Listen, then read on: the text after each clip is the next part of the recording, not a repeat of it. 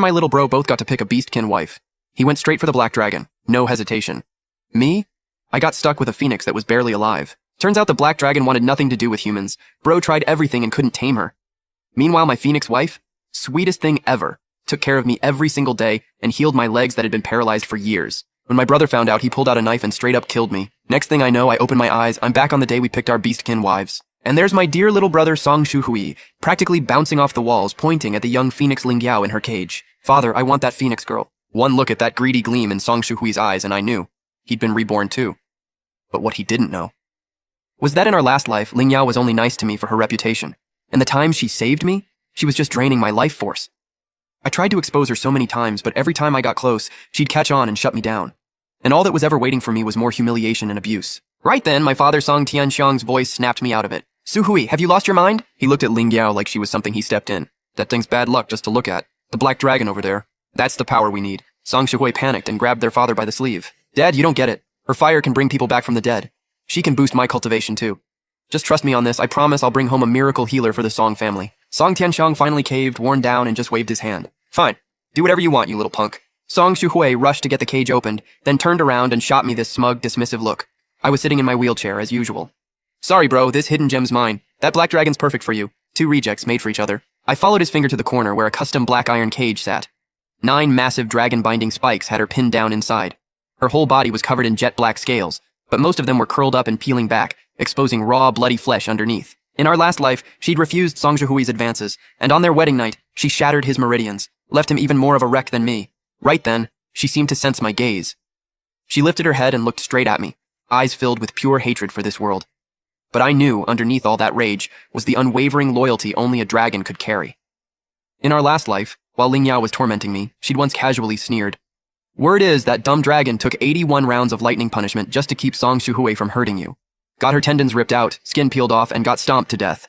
I slowly wheeled myself forward. Alright then, I'll take her. Song Tianxiang spat out the tea he just sipped. Song Shuguang, did you get hit by a car or something? That right there is a condemned beast from the fighting arena. You can barely walk. You buying that thing home so it can chew up whatever's left of your bones? The crowd of guests and family elders around us just erupted in laughter. Looks like the eldest young master has given up on life.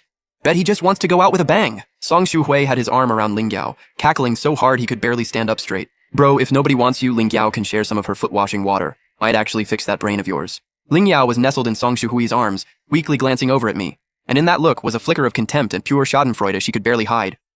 I gripped my wheelchair armrests so tight my knuckles went white and looked my father dead in the eyes. Father, the Song family code states that any direct heir may choose freely from the beast platform on their coming-of-age day.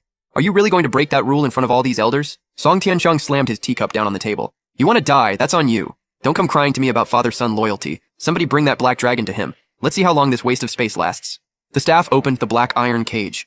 The black dragon just lay there, not moving. I wheeled myself closer, inch by inch, and when I was about 10 feet away, she snapped her jaws open. A blast of dragon breath reeking of blood exploded outward. The gust hit like a wall, wind, stench, all of it, and sent me flying, wheelchair and all, face first into the ground.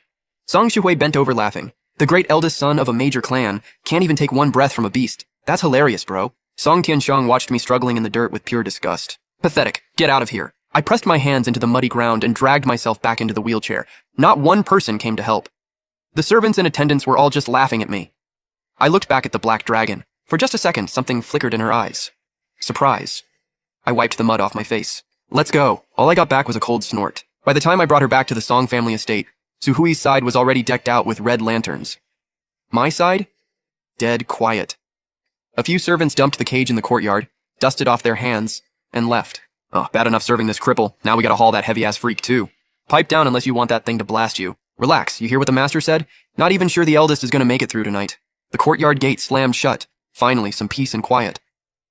I looked at the black dragon in her cage. Soft eyes, no threat in my voice. Ruoxi, I know you can understand me. I wheeled up to the cage and pulled a dagger from my coat. Ruoxi's whole body went rigid instantly. A low, warning growl rumbled from her throat. I didn't say anything, just reached my hand through the bars. Then I sliced open my own wrist. Blood dripped down onto the dragon-binding spike pinning her shoulder. The spike loosened on contact with blood. My face went pale as I looked into her guarded eyes. Hang tight, you've got 8 more spikes in you. I'm gonna pull every single one out. Ruoxi stared at me like she couldn't believe what she was seeing. Next morning, the Song family training grounds were packed. The steward basically forced me over, said father's orders. The whole clan had to come watch a demonstration of power.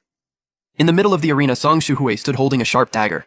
Ling Yao stood at his side, cradling a jade bowl in her hands. All right, everyone, pay attention. Today I'm going to show you exactly what a phoenix girl can do. With that, he swung the blade hard across his own left arm. Blood gushed out immediately, wound so deep you could see bone. Song Tianshong shot to his feet, visibly panicked. Su Hui, you okay? Song Shuhui just grinned and turned to Ling Yao. Easy, father. Yeah, do your thing. Ling Yao stretched out her slender fingers and swept them over the wound. Bright red flames flickered from her fingertips, and the moment they touched the gash, it started closing at a visible rate.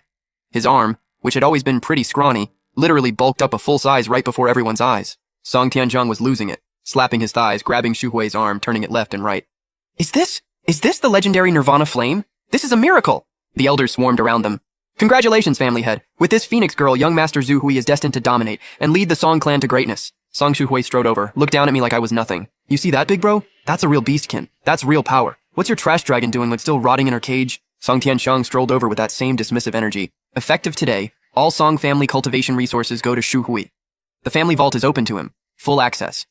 As for Shu Guang, since he picked that useless dragon, his monthly allowance gets cut in half. The Song family doesn't carry dead weight. I kept my head down to hide the smirk tugging at my mouth. I'd seen it clearly. Zhu Hui's wound had closed, sure, but running through the meridians beneath his skin was a faint thread of black energy. That was no Nirvana flame. That was Red Lotus karmic fire, the kind that burns your life away. Once that black energy reaches the heart, not even a god can pull you back. I looked up at him for just a second. Father is wise. Song Shuhui leaned in close and dropped his voice to a whisper. Don't worry. When you're dead, I'll skin that dragon of yours and make her into a bag to burn at your funeral. He grabbed Ling Yao and walked off without looking back. I watched the death energy practically seeping out of him and laughed to myself. My dear little brother, please keep training hard. Don't go dying on me too soon. I turned my wheelchair around and headed out of the arena. Half a month later, the whole Song estate was lit up and decked out. Luxury cars were backed up for blocks.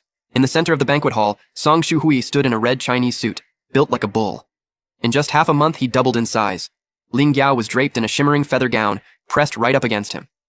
One of the elder guests clapped Su Hui on his iron-hard arm. Old Song, your boy is something else, I tell you. Song Tianshong was beaming ear to ear, stroking his beard with pride. Of course. Su Hui's a winner. He's gonna be the backbone of this family. I sat alone in the corner in my wheelchair. I could see the unnatural flush spreading across Shu Hui's face. The karmic fire had already reached his lungs. Song Shu Hui strolled over with a glass in hand, Ling Yao on his arm. What, sulking in the corner by yourself? Didn't even bring your precious dragon out to impress everybody? The room went quiet. Every set of eyes landed on me like needles.